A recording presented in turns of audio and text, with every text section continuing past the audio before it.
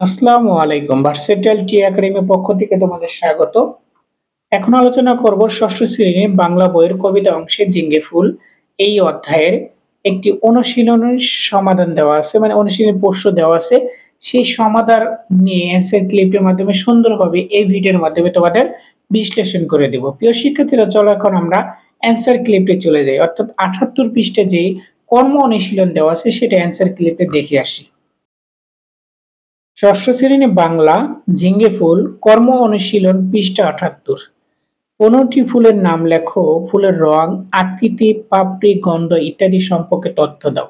অর্থাৎ বলা হয়েছে ১৫টি ফুলের নাম লেখো, ফুলের রং, আকৃতি, পাপড়ি, গন্ধ ইত্যাদি সম্পর্কে তথ্য দাও।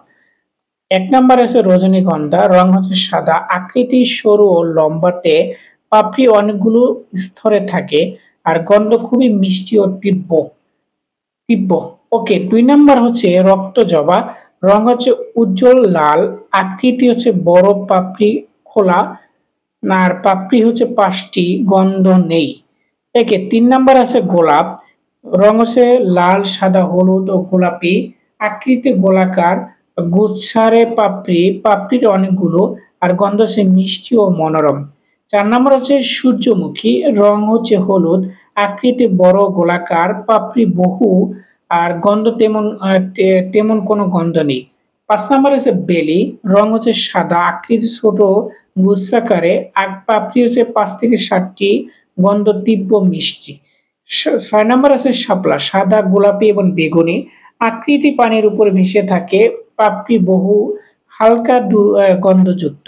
৭ নাম্বার আছে কদম, রং হালকা হলুদ, আকৃতি গোলাকার, গুচ্ছ, পাপড়ি ছোট ছোট, অনেক পাপড়ি, গন্ধ হালকা মিষ্টি গন্ধ। দোপাটি, রং হচ্ছে লাল, গোলাপি, বেগুনি, আকৃতি ছোট, কোমল, আর পাপড়ি হচ্ছে ৫টি, গন্ধ তেমন গন্ধ নেই। ৯ নম্বর হচ্ছে গাঁদা, রং হচ্ছে হলুদ কমলা, আকৃতি গোল এবং গুচ্ছাকারে, পাপড়ি অনেক, গন্ধ হচ্ছে হালকা গন্ধ। এবং ১০ নম্বরে আছে কাঞ্চন, বেগুনি, রং হচ্ছে বেগুনি, আকৃতি বড় ও আকর্ষণীয়, পাপড়ি ৫টি, গন্ধ নেই। এবং ১১ নম্বর আছে চামেলির, রং হচ্ছে সাদা, আকৃতি ছোট, পাতলা পাপড়ি, পাপড়ি ৫ থেকে ৬টি, গন্ধ খুব মিষ্টি গন্ধ। ১২ নম্বরে আছে অপরাজিতা, অর্থাৎ গাঢ় নীল, আকৃতি ঘন্টার মতো, পাপড়ি ৫টি, গন্ধ নেই। এবং ১৩ নম্বর আছে বকুল, বকুল রং হচ্ছে হালকা হলুদ, পাপড়ি হচ্ছে ছোট সরু, পাপড়ি ৫টি, আকৃতি ছোট সরু, পাপড়ি হচ্ছে ৫টি, গন্ধ তীব্র মিষ্টি গন্ধ। এবং ১৪ নম্বর আছে টগর, রং হচ্ছে সাদা, আকৃতি ছোট, পাপড়ি ঘূর্ণায়মান, আকৃতি, পাপড়ি হচ্ছে ৫টি, গন্ধ হালকা মিষ্টি। এবং সর্বশেষ ১৫ নম্বর আছে কৃষ্ণচূড়া, রং হচ্ছে লাল এবং কমলা, আকৃতি বড় গাছের শাখায় গুচ্ছ করে ফোটে, পাপড়ি ৫টি, গন্ধ তেমন নেই।